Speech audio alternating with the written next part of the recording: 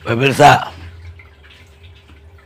kebebasan berbicara itu adalah hak asasi manusia dan fondasi dari demokrasi. Jadi setiap pengekangan terhadap kebebasan berbicara itu adalah pengekangan pula terhadap demokrasi. Dia kan aktivis Norwegia. Kita lanjutkan diskusi kita. Sekarang saya ingin dengar dari saksi mata atau yang hadir sebagai peserta diskusi diaspora yang dibubarkan preman tersebut, yaitu Refli Harun. Yang justru menjadi pertanyaan masyarakat hari ini adalah kenapa sosok dibalik penyerangan terhadap forum diskusi yang digelar oleh teman-teman Refli Harun, ya kan, dan semua yang terlibat seperti misalnya Said Didu dan lain sebagainya, ini belum terungkap hingga hari ini. Padahal pihak kepolisian, para penegak hukum biasanya, ya kan, jangankan kasus yang terang benderang nyata dan pelakunya atau bagian dari mereka, ya, pelaku gitu kan, sudah ditangkap gitu kan, diamankan, diinterogasi dan lain sebagainya. Biasanya itu mudah gitu, jangankan yang kelihatan kayak begini gitu, yang penyerangan terhadap diskusi, forum diskusi ini gitu, yang nggak jelas sekalipun, kalau pihak kepolisian sudah serius menangani sebuah perkara, ya kan, maka itu sangat mudah sekali. Apalagi pihak penegak hukum ini sudah sangat paham, ya, udah menguasai ilmunya, trik dan lain sebagainya. Misalnya nih, ada pembobolan ATM di sebuah daerah gitu. Nah, meskipun pakai helm sekalipun nggak kelihatan mukanya gitu kan, tetapi kejadian hari ini 3 hari ke depan paling lambat udah ketangkep gitu. Nah, sekarang dalang dibalik penyerangan atau penyerbuan atau pembubaran forum diskusi yang dilakukan oleh teman-teman para tokoh nasional gitu kan di Hotel Kemang kemarin. Ini sampai hari ini udah hampir sepekan, ya, belum ketahuan belangnya siapa otak di balik kejadian tersebut. Nah, mudah-mudahan penjabaran berikut ini nanti kita akan semakin terang benderang sebenarnya apa motif dari pelaku, kemudian siapa dalang di balik semua ini. Apakah ada kaitannya dengan keluarga Mulyono atau apa pihak orang-orang di Istana Negara gitu yang selama ini nempel dan terus menjadi buruh di istana. Nah, ini dia lanjut diskusi kita dan kita perhatikan baik-baik. Barangkali memang sudah ada jawaban untuk kalian semuanya. Makasih Bang Karni. Assalamualaikum warahmatullahi wabarakatuh. Keren jadas. Tapi sebelumnya saya mau mengucapkan innalillahi wa inna ilaihi rajiun. Telah berpulang seorang aktris terkenal, ya, Marissa Haque hari ini. Mungkin udah mendengar semua.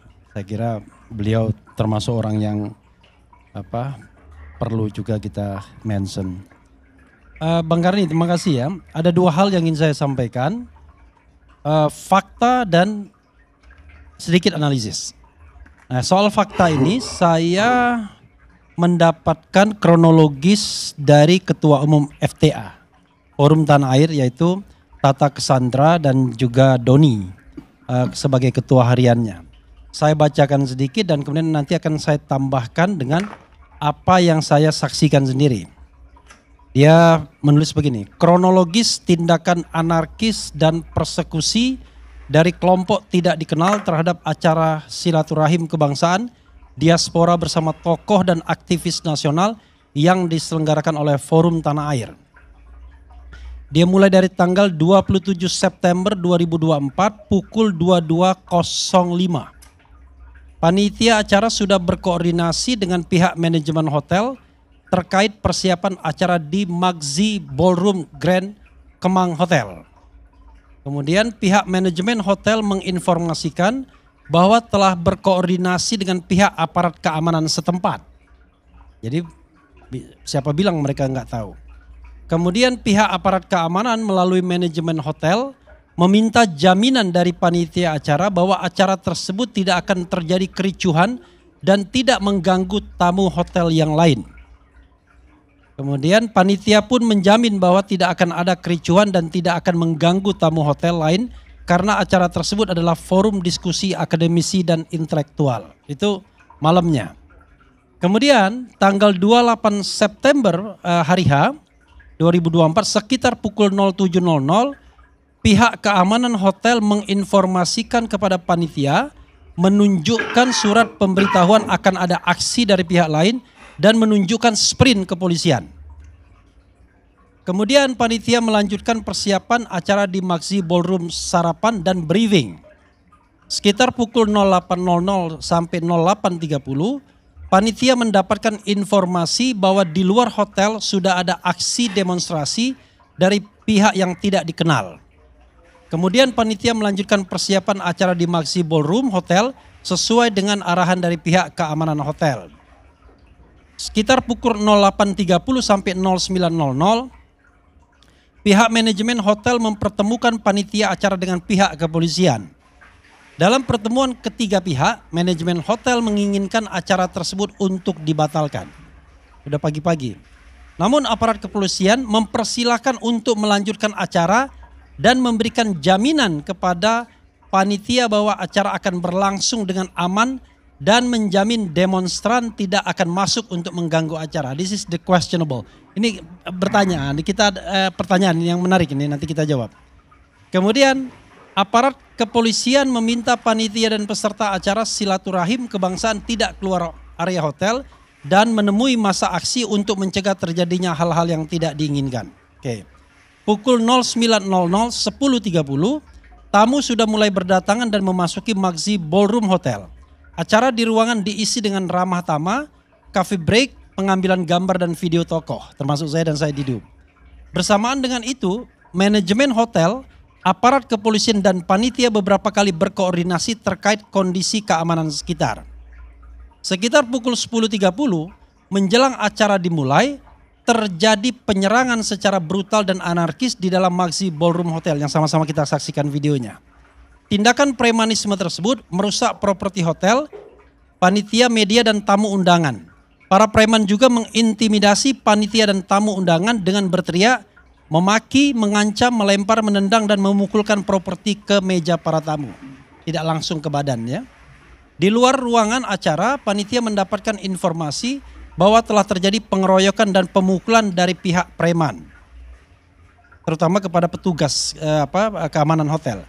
Kejadian tersebut terjadi tidak beberapa lama setelah pertemuan terakhir dengan pihak kepolisian, di mana pihak kepolisian menjamin bahwa para demonstran tidak akan masuk ke hotel untuk mengacaukan acara. Sekitar pukul 10.45, setelah kejadian penyerangan tersebut, acara di dalam ruangan yang semula forum diskusi akademisi dan intelektual diubah menjadi konferensi pers untuk merespons tindakan premanisme yang baru saja dilakukan oleh sekelompok orang tidak dikenal. Sekitar pukul 11.00, panitia berusaha untuk melanjutkan acara diskusi, namun karena kondisi di luar semakin tidak kondusif, panitia memutuskan untuk tidak melanjutkan acara. Setelah bernegosiasi dengan pihak manajemen hotel dan pihak kepolisian, akhirnya panitia memutuskan untuk mempercepat makan siang dan foto bersama. Pada kondisi tersebut, suasana di dalam ruangan sudah tidak nyaman dikarenakan pendingin ruangan sudah tidak berfungsi dengan baik dan wifi sudah dimatikan. Sekitar pukul 12.00 panitia menutup acara dan tamu meninggalkan ruangan. Itu kronologis yang dibuat oleh Tata Cassandra, Ketua Forum Tanah Air. Jadi Bang Karni, saya datang ke sana pukul 9 pagi dan pukul 9 pagi itu sudah ada demonstrasi. Tidak banyak orangnya, yang di mobil komando cuma 1 orang, ya yang di sekitarnya paling cuma 20 orang gak nyampe. Jadi maksudnya kalau mau dihandle mudah sekali. Orang ribuan yang demo saja bisa dihandle. Nah, kemudian intinya adalah ya mereka mengatakan kita pengkhianat bangsa. Jadi bahasanya 2, pengkhianat bangsa dan memecah belah persatuan. Itu bahasa yang mereka keluarkan. Ada spanduk mengenai Profesor Din Samsudin, ada soal Refli Harun juga. Kemudian ada Daeng Said Didu, Puang Said Didu. Dan saya tidak melihat hal-hal spanduk-spanduk lainnya. Nah, panitia mengatakan juga sejak malam ada yang bertanya, Gatot Nurmantio datang apa enggak gitu. Dan sudah dikatakan tidak datang. Jadi kalau kita lihat kejadian sebenarnya mudah sekali untuk mengantisipasi kejadian ini tidak terjadi. Ya, eskalasi itu enggak terlalu tinggi. Orang cuma 20 orang. Tiba-tiba konferensi pers polisi mengatakan ketika mereka melakukan pengamanan di depan, masa demo di depan, lalu tiba-tiba ada orang yang merangsek dari belakang. Kan agak aneh. Maksudnya kok profesionalismenya rendah sekali nih Pak Susno. Masa kalau ada yang seperti itu bukannya di clearance tuh. Yang namanya area sekitar hotel tersebut baik depan maupun belakang. Apalagi di depan cuma 20 orang sehingga pengamanan pun tidak perlu ekstra ketat. Ya kan? Karena itu pikiran saya ini sudah mulai opini ya. Sepertinya memang sengaja dipersilakan masuk untuk merusak. Jadi kalau misalnya dunia film itu harus ada happening artnya. Harus ada sebuah kejadian yang diliput, yang akan pecah. Nah, tujuannya apa? Oke, saya menganalisis begini ya. Ini analisis, tetapi kan bisa kita pertanggungjawabkan juga analisisnya. Begini. Teori pertama, teori balas dendam. Paling gampang kan? Tapi pertanyaan saya, siapa yang mau membalas kepada siapa? Jadi forum itu dihadiri tokoh-tokoh yang memang selama ini vokal terhadap pemerintahan Presiden Jokowi.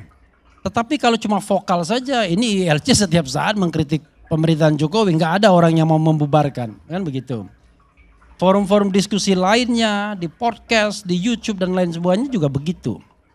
Karena itu tentu ada maksudnya. Nah, maksudnya itu nanti pelan-pelan kita akan buka.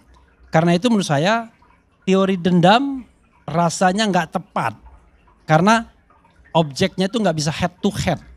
Kalau dendam kan satu-satu misalnya. Si X dengan si X. Karena yang datang tuh random sekali.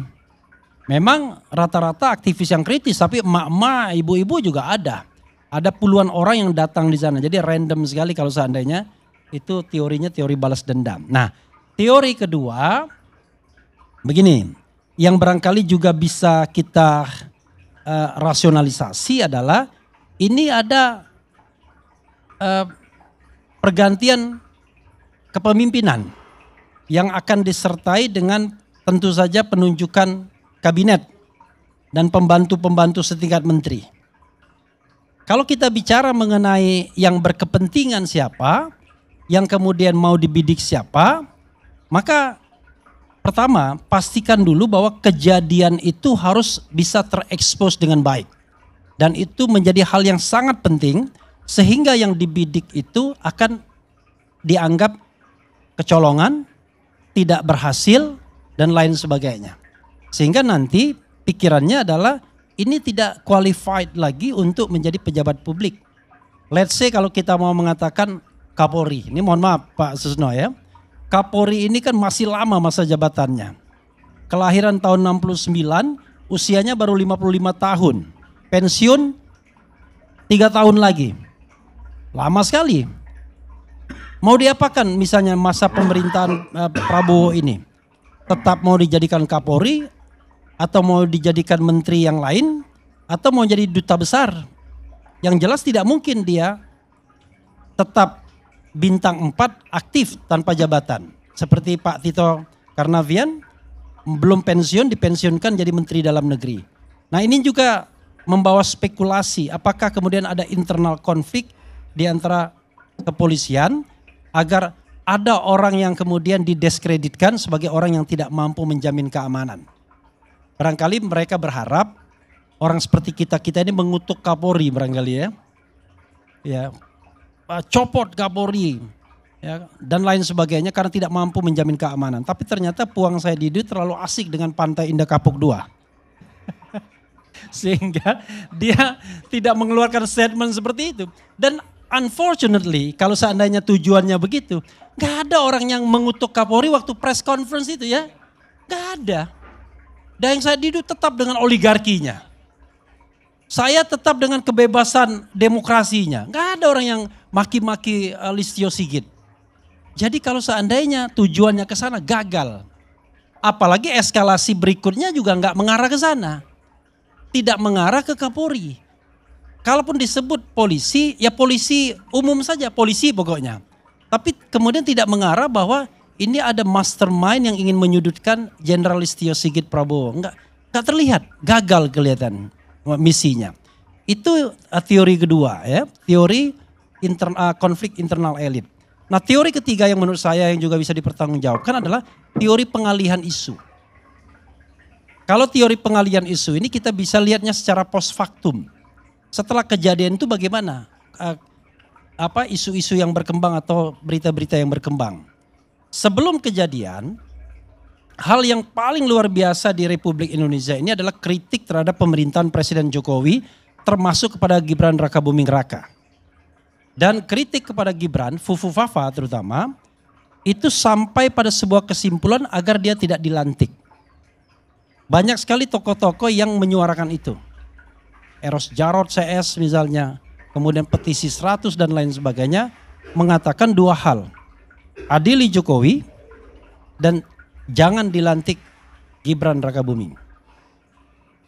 Dan itu adalah tuntutan yang masuk akal kalau kita ngecek Undang-Undang Nomor 7 2017 tentang persyaratan untuk menjadi presiden dan wakil presiden.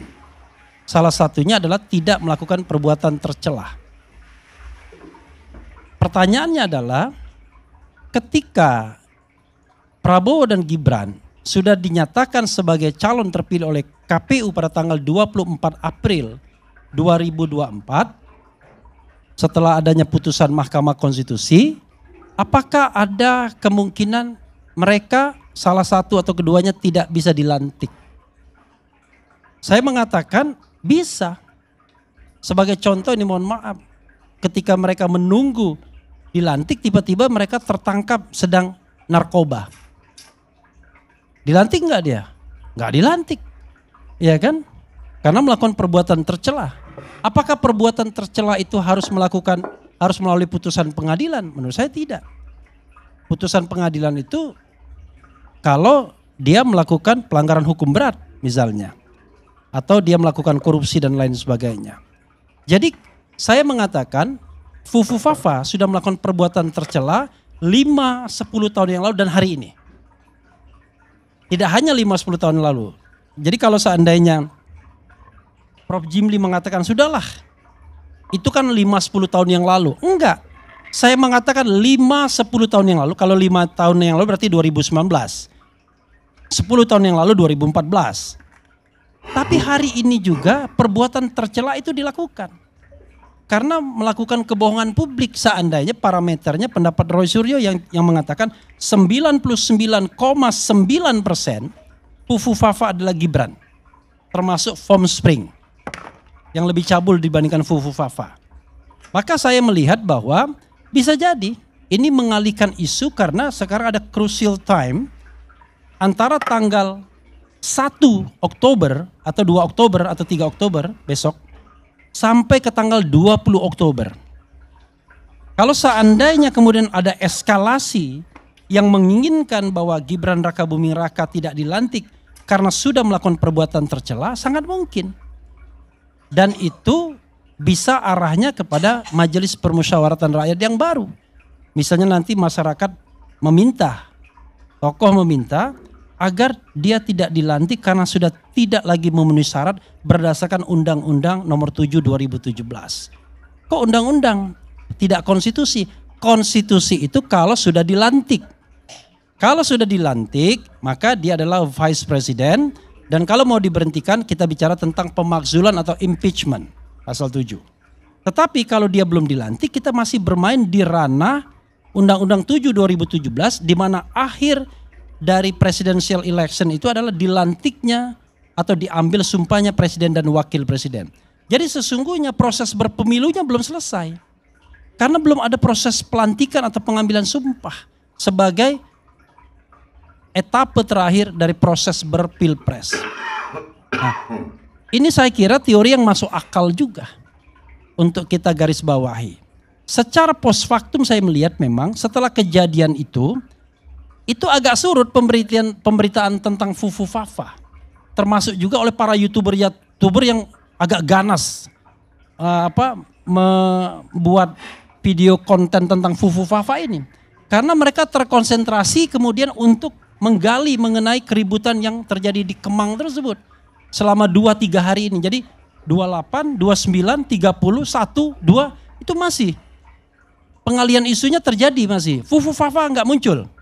Muncul di acara Faisal Asgaf kemarin enggak. Semua adili Jokowi. Fufu Fafa hilang. Kecuali Dr. Tifa yang meris itu. Karena itu menurut saya agak berhasil. Tapi unfortunately kayaknya berhasilnya 4 hari saja. Karena besok akan rame lagi Fufu Fafa. Mudah-mudahan begitu. Wassalamualaikum warahmatullahi wabarakatuh. Besok akan muncul lagi Fufu Fafa. Tidak, karena akan digilas oleh Presiden Iran yang memerintahkan bom Israel. Jangan-jangan ini pengalian isu juga, jangan-jangan. Jangan-jangan ada utusan preman ke Iran sekali-kali. Baik. Sekarang giliran Komjen Pol Susno Duaji, mantan Kabareskrim Polri. Baik, Assalamualaikum warahmatullahi wabarakatuh, Bang Karni dan seluruhnya. Saya sangat amat tertarik dengan masalah ini. Kenapa? Ini sampai ke Iran. Begitu saya buka YouTube, wah, kejadian Kemang. Heboh. Tapi kemarin saya masih di Dubai, tertutup dengan rudal Iran ke Israel. Kok bertepatan jenderal ke sana, Israel ke rudal? Dia sudah tahu saya sudah pulang, baru dikirim. Jadi begini, ini sangat menarik ya. Mengapa menarik? Saya tertarik dengan teorinya adikku tadi, Adinda Refli ya. Kasus ini, perkara ini ditinjau dari kejadiannya kecil. Pengamanan tingkat polsek kecil. Tetapi dampaknya, isunya bisa mendunia. Mengapa? Karena yang disinggung itu atau yang dihianati itu adalah demokrasi yang sudah kita tegakkan selama 26 tahun. Reformasi kita 26 tahun, jarang sekali kita dengar dan hampir tidak terdengar pembubaran diskusi. Nah, tahu-tahu ada pembubaran diskusi. Ini aneh gitu kan. Dan diskusi itu sudah diketahui oleh pemerintah, oleh aparat keamanan di tempat yang jelas dan ada pengamanannya. Dari situ saja kita sudah bisa mengambil beberapa pelajaran bahwa polisi, Polri yang sudah menjamin keamanannya kok bobol gitu kan, tidak terjamin. Yang kedua, kita juga bisa, ini untuk pelajaran terbaik untuk aparat Polri, tempat saya dibesarkan. Masa kalah sama preman? Walaupun itu level polsek, itu berarti negara kalah. Maknanya begitu. Ini koreksi yang terbesar. Yang lebih daripada itu adalah ini kita akan melihat bagaimana masyarakat demokrasi, masyarakat sipil, pencinta demokrasi, pengawal demokrasi berlawanan dengan preman. Akan kalahkah? Kemudian timbul pertanyaan, siapa di balik itu? Kalau premannya enggak masalah itu. Tetapi pertanyaan yang paling besar, siapa di balik itu? Pertanyaan yang berikut, ini untuk Pak Listio ya, Pak Kapolri kita. Mampukah Polri mengungkap siapa di balik itu dan apa tujuan daripada ini? Kalau soal pidananya nggak terlalu berat-berat lah, level polsek aja gampang ini. Pidana pengerusakan, ya pengerusakan pasalnya jelas gitu. Kalaupun ada penganiayaan, ya polsek bisa. Tetapi yang lebih besar dari itu, yang oleh intelijen Mabes Polri Dan bila perlu BIN kita harus ungkap siapa di balik itu. Apa tujuannya? Apakah 3 teori yang disampaikan oleh Bang Repli tadi benar apa tidak? Yang mana salah satu di antaranya? Apakah teori balas dendam? Apakah teori persaingan di antara elit aparat untuk menempati suatu posisi karena yang menjabat dianggap tidak layak? Apakah teori yang ini adalah pengalihan isu? Kuku papa kepada isu ini. Dan katanya Bang Karni ini mungkin berumur hanya 4 hari. Ya, kita lihat. Mudah-mudahan kalau memang pengalihan isu yang dikaitkan dengan Undang-Undang nomor apa tadi? Tentang 7/2007, nomor 2017, ini besar sekali tujuannya. Besar sekali. Tinggal tergantung tujuannya besar, mulia, atau besar jahat gitu kan. Nah ini tergantung yang menilai. Ini saya kira tugas berat dan PR bagi Polri. Kenapa PR bagi Polri? Karena kejadiannya yang ngamankan Polri. Masyarakat akan bertanya, kalau ini kenapa harus diungkap? Apakah demokrasi di Indonesia ini sudah nggak ada? Orang berdiskusi demokrasi saja nggak boleh gitu. Nah jangan-jangan nanti ELC juga nggak boleh juga. Karena kita di sini bertukar pikiran loh. Pikiran saya ILC tukar itu sudah nggak boleh, bener. Nah, bisa jadi. Udah nggak boleh. Ini kan berubah sudah platformnya. Nah, sebabnya akan ke sana. Itu yang kita sedihkan. Mudah-mudahan itu adalah sasaran antara demokrasi di negara kita tetap berjalan, kita bebas berbicara. Dan kenapa bebas berbicara? Soalnya kalau nggak ada Bang Said Didu sama Bang Repli dan lain-lain, kita nggak ada DPR lain lagi yang berani gitu kan. Jangan-jangan tapi nanti ujungnya abang berdua ini sama yang lain berkoalisi juga nih, susah juga kita. Kan ada plus ya sekarang kan, plus. Nah ini kalau 2 ini masuk plus, lah nggak ada parlemennya lagi yang di luar. Jadi ini kenapa harus diungkap? Satu, ungkaplah apakah ini dikendalikan orang, siapa pengendalinya, apa tujuannya. Kemudian sehingga demokrasi di negara kita ini tetap jalan. Dan ngungkapnya saya hakul yakin tidak terlalu sulit bagi Polri. Jangankan ngungkap siapa di belakang itu, wong teroris saja nggak jelas namanya, nggak jelas BIN-nya aja bisa ketemu kok. Apalagi ini, ya ini jangan sampai nanti Bang Saididu nge-tweet lagi. Saya lihat tweetnya hari ini, tweetnya Bang Saididu pun berubah, tidak kuku papa lagi. Nah, jangan ke depan dia berubah lagi. Nah, ini kita harapkan ini betul-betul terungkap dan ELC merupakan pelopornya. Tepuk tangan untuk ELC. Terima kasih. Karena ada informasi 1 menit ya. Ya. Jadi kawan-kawan semua, setelah kejadian itu kan beredar nama-nama penyerang. Kira-kira 10 orang lah yang masuk. Dan ada yang sangat percaya diri yang tidak pakai masker, yang rambutnya dikuncir gitu ya. Kuncit atau kuncir gitu ya. Nah rupanya tiba-tiba keluar video yang memperlihatkan bahwa yang bersangkutan ini pakai pakaian batik rapi, hadir di dalam acara sebuah partai politik.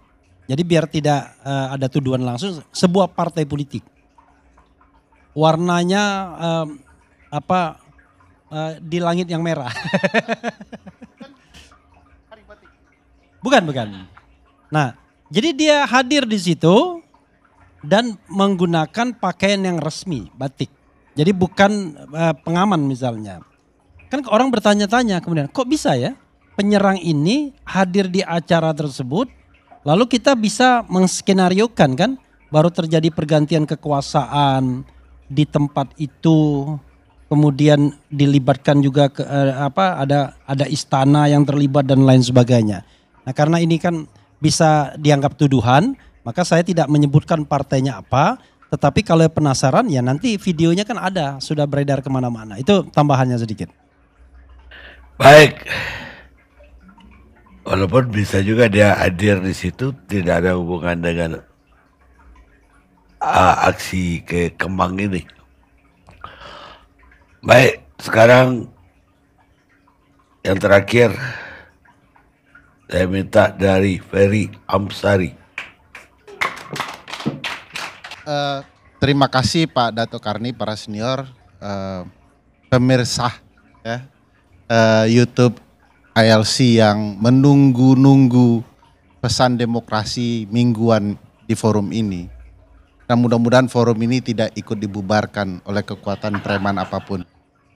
Mudah-mudahan boleh siaran TV lagi gitu. Mudah-mudahan boleh siaran TV. Bukti demokrasi wujud, ILC masuk ruang TV lagi. Sesimpel itu. Saya merasa tema hari ini menarik kalau ditinjau dari pengalaman personal saya dengan salah satu korban, Bang Refli Harun. Saya Pak Dato Karni kenal Bang Refli ini 20 tahun lebih. Dan saya diajarkan sebagai guru, adik, ya, teman dalam berdiskusi. Saya diajarkan Bang Refli tidak sungkan untuk berbeda pendapat. Satu hal penting yang saya pelajari dari angkatan dia kepada kami yang junior-junior di dalam kajian hukum tata negara adalah berani mengungkapkan perbedaan dalam berpendapat. Dan itu memperkaya keilmuan, suasana demokrasi, persaudaraan, dan lain-lain. Dan kalau kita pelajari dari aspek kesejarahan kita, tapi sebelum itu kesejarahan saya jadi agak tertawa juga dalam hati sekaligus miris. Dalam 20 tahun lebih berkenalan dengan Bang Refli itu, hanya 2 kali dia menjadi korban. Satu karena pernyataannya mengatakan Mahkamah Konstitusi korup, dan satu kali lagi kali ini gitu ya. Kayaknya tidak terhindar dia hidupnya dari menjadi korban demokrasi. Tapi catatan kita kalau dalam aspek kesejarahan, para founding father and mothers kita memperjuangkan hak berpendapat itu jauh hari karena pengalaman pahit luar biasa dalam penjajahan. Agus Salim sampai mundur dari Volksrat karena tidak bisa menyampaikan perbedaan pendapat yang luar biasa. Bagi saya, oleh karena itu, orang yang mengganggu perbedaan pendapat itulah pengkhianat bangsa.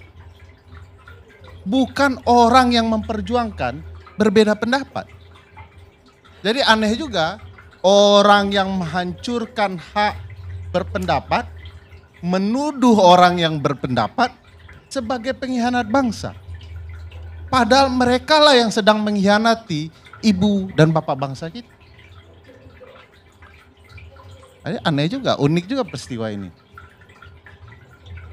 Saya melihat kalau dari segi konstitusi, perdebatan ini sudah selesai. Bahwa pasal 28 Undang-Undang Dasar menjamin hak untuk berpendapat, dan jaminan itu disebutkan dalam bahkan pasal pembatasan hak.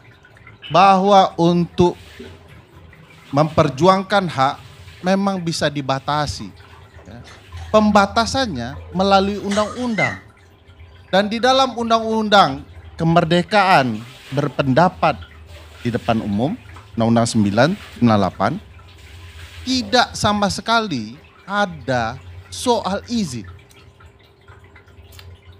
Yang disebutkan di pasal 9 dan pasal 10 Undang-Undang 9 adalah pemberitahuan kepada Polri.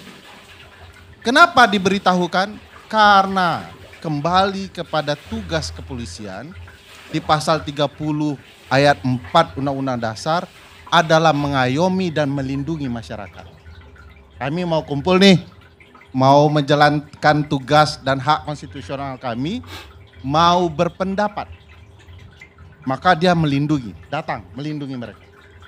Tidak sebaliknya, orang yang membubarkan berpendapat